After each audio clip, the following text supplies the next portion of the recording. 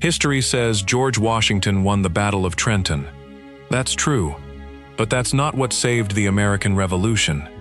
The victory happened long before the first musket fired. It happened the moment Washington made a decision that every experienced military officer would have called suicide.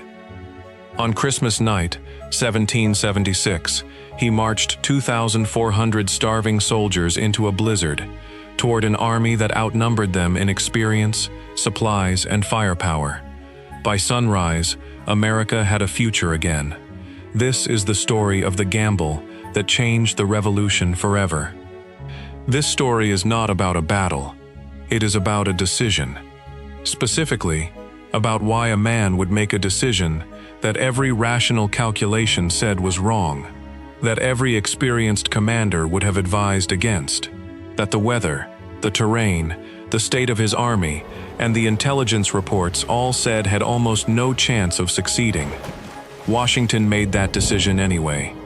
And the question this script keeps returning to is not what happened at Trenton. It is why Washington was the kind of man who could look at everything saying no and say yes anyway. Because that decision, made in the desperate weeks of December 1776, is the real story of how the American Revolution survived. Subscribe right now if you are not already here, because this is not the Trenton story you have heard before.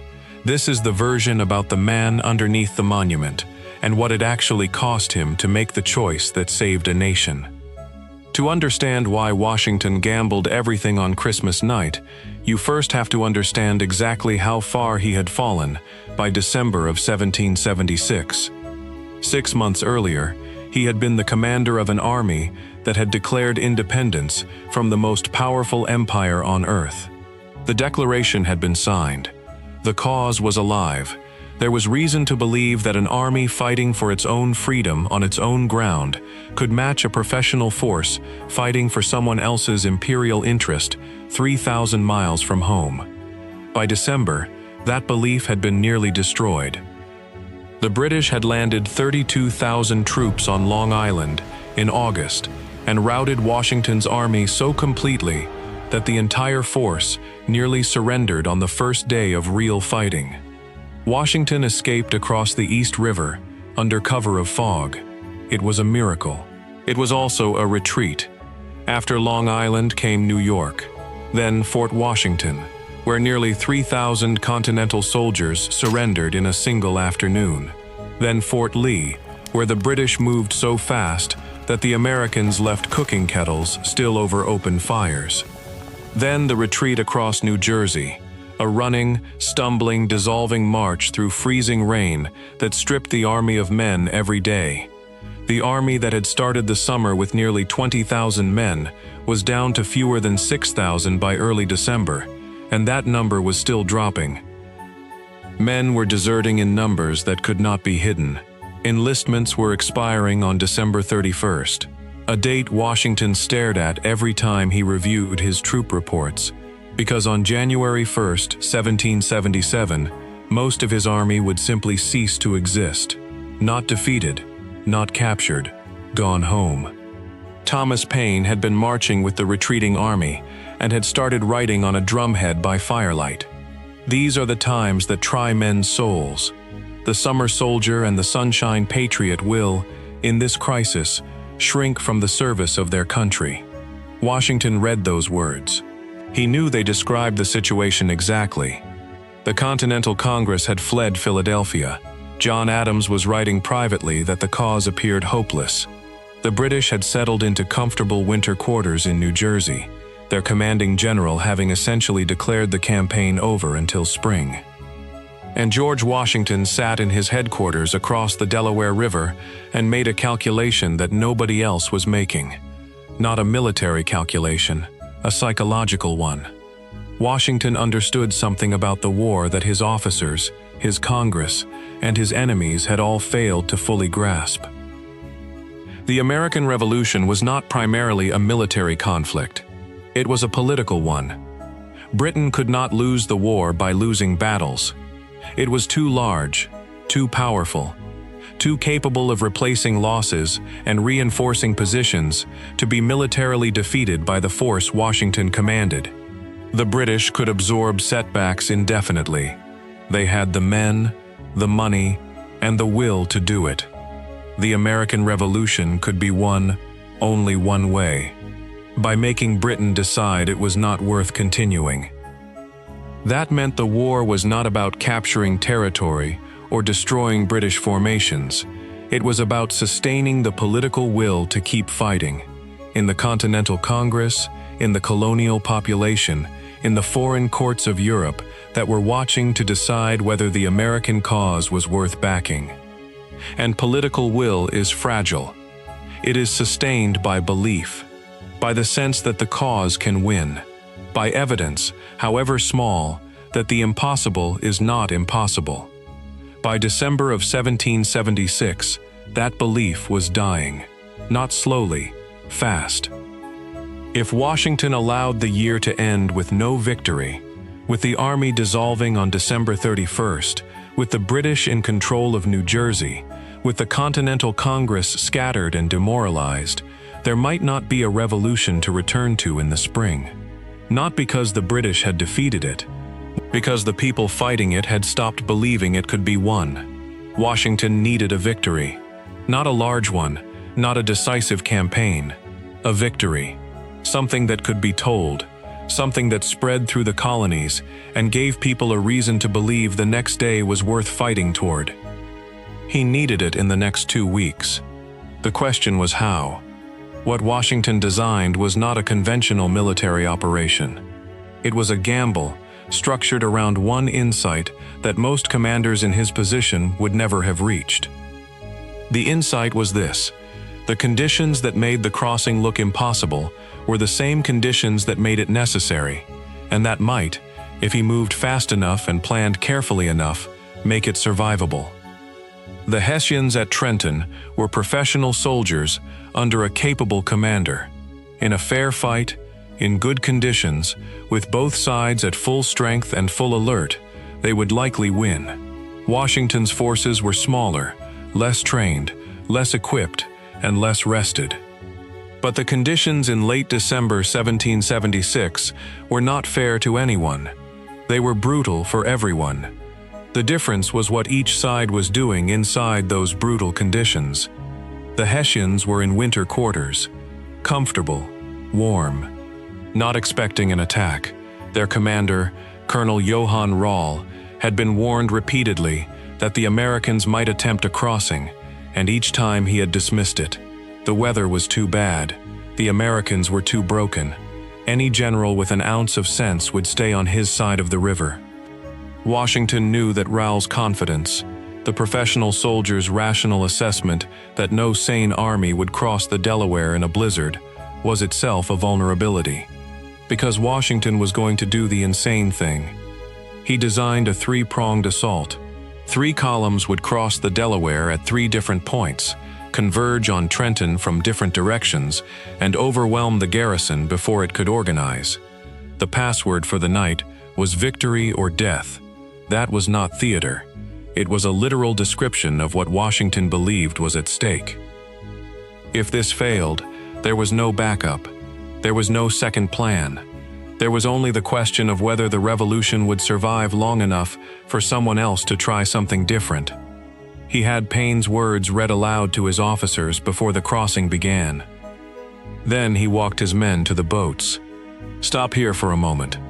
Washington has just asked men who are starving, freezing, and losing a war to get into wooden boats in the middle of a blizzard and cross a river full of ice toward a professional army that has beaten them repeatedly. He is not promising them victory. He is promising them a chance, and they are getting in the boats. Subscribe right now if you are not already here, because the next section, the 9 hours on that river, is the part of this story that most people never hear.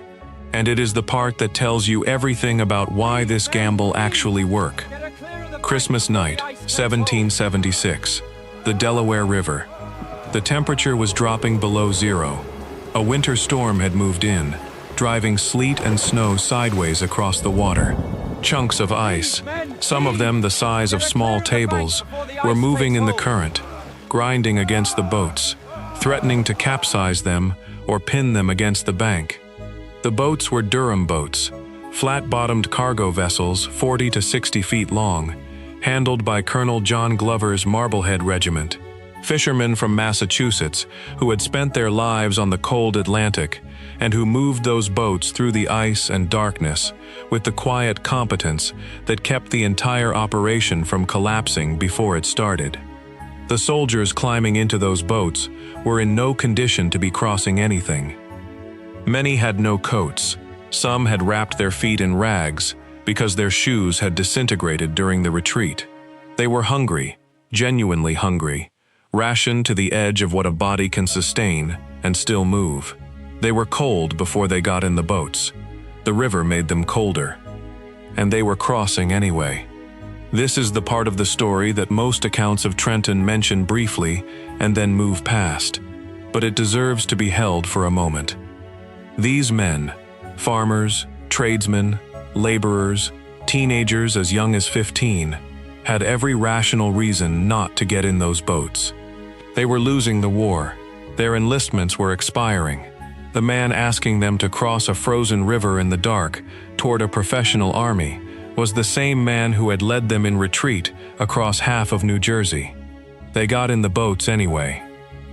It took 9 hours to get 2,400 men, 18 cannons, and dozens of horses across a river less than 1,000 feet wide. By the time the last boat reached the New Jersey shore, it was 3 in the morning. The attack was already late. The element of surprise was getting more fragile with every passing hour. 2 of the 3 columns never made it across. The ice was too heavy, the conditions too dangerous. The blocking force stayed on the Pennsylvania bank. The diversion never happened. Washington's column was completely alone. This is the moment the script has been building toward. Not the battle, not the victory. This moment. 3 in the morning. A Delaware riverbank. A plan that has already half failed. Soldiers leaving bloody footprints in the snow because their feet are bare. 2 soldiers will die of exposure before the sun comes up. The supporting columns have not crossed. The muskets are soaked from the storm, and the powder is ruined. Washington could turn back. Every experienced military officer of his generation would have turned back. The mission was compromised. The element of surprise was gone. The supporting columns had failed. The rational calculation said that pressing forward now was not bravery, but recklessness, and that recklessness, with the last coherent military force of the American Revolution, was something a responsible commander did not risk. Washington did not turn back, and the question worth sitting with is not what would have happened if he had. The question is, what kind of man decides to go forward in that moment? He was not fearless. The letters he wrote during this period are not the letters of a man who does not understand the stakes. They are the letters of a man who understands them exactly, who knows that if this fails, there is nothing left, and who has decided that the alternative to trying is simply a slower version of the same failure. Turning back on the riverbank in December 1776 did not save the revolution. It postponed the question. And Washington had looked at the calendar and understood, with complete clarity, that postponing the question until spring meant there might not be a revolution in spring. The only move was forward. Sullivan reported that the muskets were wet and the powder was ruined. Washington sent back 2 words: use the bayonet. Then he marched. The battle itself lasted 45 minutes. The Hessians, caught between 2 attacking columns in a town they had assumed was protected by the impossible conditions outside, never fully organized a coherent defense. Rahl was shot from his horse and died of his wounds.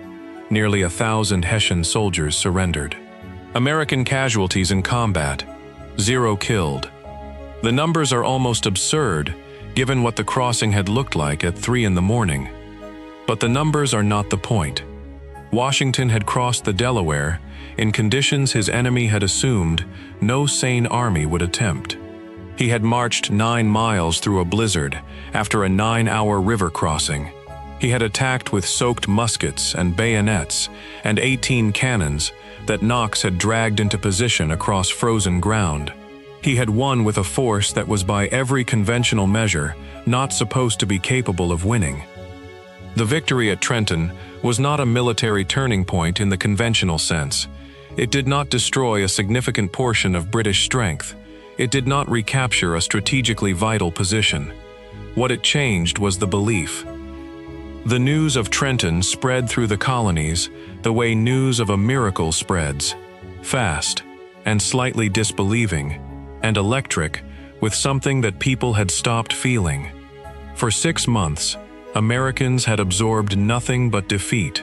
Long Island, New York, Fort Washington, the retreat across New Jersey, the Congress fleeing Philadelphia, the army dissolving. And then, on the day after Christmas, this ragged, freezing army had crossed an ice-choked river in a blizzard and captured an entire garrison of professional European soldiers without losing a single man in combat. It sounded impossible. People read the dispatches twice. Washington used the momentum to convince soldiers to extend their enlistments.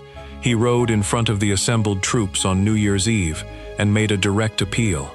He offered a bounty of $10 to anyone who would stay for 6 more weeks.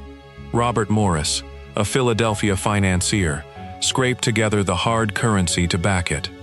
At first, nobody stepped forward. The drums rolled. Washington waited. Then one soldier stepped out of the line, then another, then more. The army that was supposed to dissolve on December 31st did not dissolve.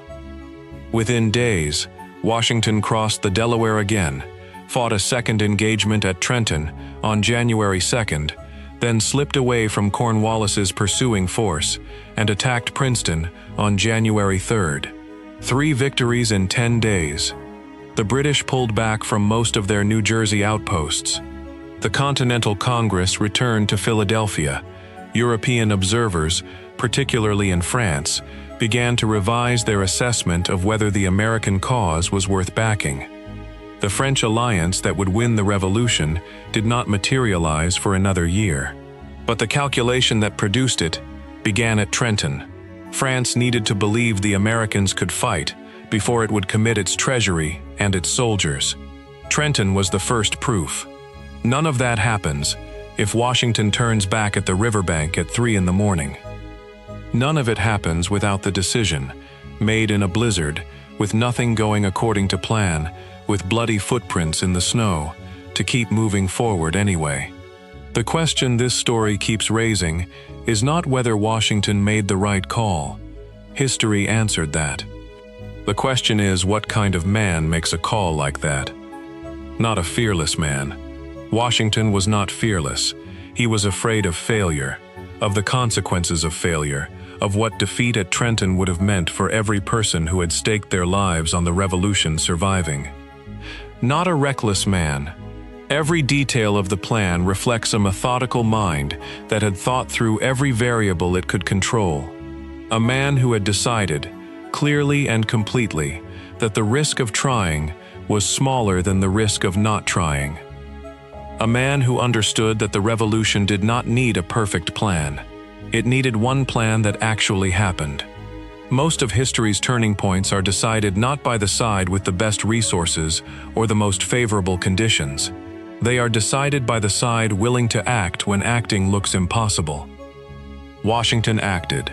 And because he did, the men who got in those boats on Christmas night, the farmers and tradesmen and teenagers with rags wrapped around their feet, became the foundation of something that outlasted all of them by centuries. Drop a comment below. At 3 in the morning, on the Delaware riverbank, with 2/3 of the plan already failed and the muskets soaked, do you turn back? And do you think Washington makes the same decision if the enlistments are not expiring on December 31st? If he has more time, does the gamble happen at all? There is no clean answer. That is exactly why it is worth arguing about. If this story changed how you see what leadership actually looks like, not the monument version, but the 3 in the morning on a riverbank version, share it with someone who needs to hear it. Subscribe if you are not already here. Because next time, we are covering another commander who made an impossible decision in an impossible moment, and the world has never been the same since. The river is just where this one happened.